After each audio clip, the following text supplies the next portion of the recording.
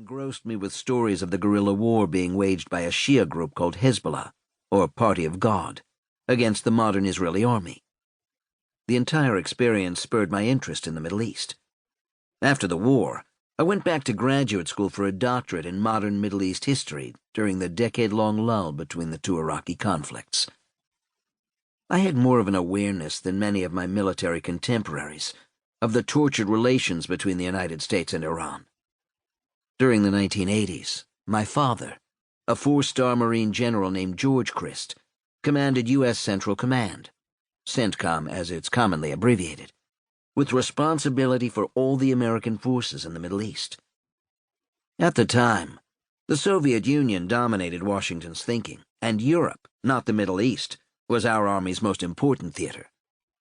But my father and CENTCOM had been involved in a strange conflict with Iran, best described as a guerrilla war at sea, a struggle waged by covert naval mining from dhows and hit-and-run attacks against American convoys, by a mosquito fleet of fast boats manned by aggressive Revolutionary Guards. The United States and Iran engaged in this quasi-war for nearly 2 years, culminating in the U.S. Navy's largest surface battle since the Second World War, all while the Pentagon worried more about fending off hordes of Soviet tanks on the plains of Central Europe than Iran. However, over the past 30 years, the Persians and not the Russians proved to be the more enduring threat for the United States. When I looked for a dissertation topic, I discovered this largely unknown secret war with Iran. I spent the next 5 years researching and writing the story of this first war with Iran, and how it fit into the larger context of President Ronald Reagan's policy for the Middle East. Iran, however, was not on my mind as dawn broke over the blue Gulf waters on the morning of April 4, 2003. Inside the command center of the catamaran-turned-warship, I watched as our 4 gunboats puttered north into the Shatt al-Arab, threading carefully the divide between Iran and Iraq. Harwood was worried about provoking Iran. He took pains to avoid a confrontation, placing a Farsi-speaking SEAL in the lead boat, and ordering the small flotilla well within Iraqi territorial waters, so much so that they ran aground several times. We even erected a makeshift Iranian flag on one of the boats, which Harwood felt would display our peaceful intentions. The Iranian Islamic Revolutionary Guard Corps responded by sending 4 small boats toward us at high speed, the largest being a fast Swedish-built Boghammer, which resembles a cigarette boat, outfitted with a twin-barrel machine gun on its bow. It was this same boat that had been the bane of the U.S. Navy during my father's time 15 years earlier. With rooster tails of white water, the boats came barreling over to the Iraqi side of the waterway, surrounded us, and took the tarp off at least one multiple rocket launcher and pointed it directly at our lead boat.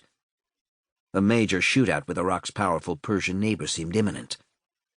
Suddenly, my research on Iran no longer seemed so academic.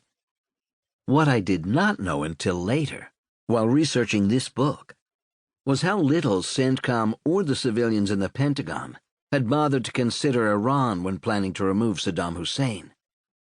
The incident with the Iranians off the Iraqi coast should have come as no surprise.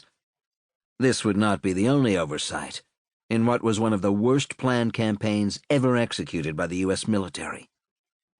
When the last U.S. troops withdrew in December 2011, nearly 500 Americans had died at the hands of the Iranian-backed militias, and the nature of the democratically elected Iraqi government, achieved at the cost of so much American blood and treasure, had been brokered in Tehran. The twilight hours hold special significance in warfare. Your eyes are not acclimated to the changing light, and normal body cycles make soldiers less alert. I had this drilled into me as an aspiring Marine Corps officer. As dusk approached following a day of trudging around the woods of Quantico, Virginia, the last hour spent struggling to dig a fighting hole through a maze of roots with a small folding shovel that was frustratingly inadequate for the task, a captain suddenly hollered, "Stand to!" As the setting sun cast long shadows across the forest, I dropped into my partially dug pit and pointed my rifle out into the brush and trees. You are always most vulnerable to enemy attack during the periods of morning nautical twilight and evening noise. To keep listening to this audiobook, I've left you a link in the description so you can do it, at no cost thanks to Audible's 30-day free trial.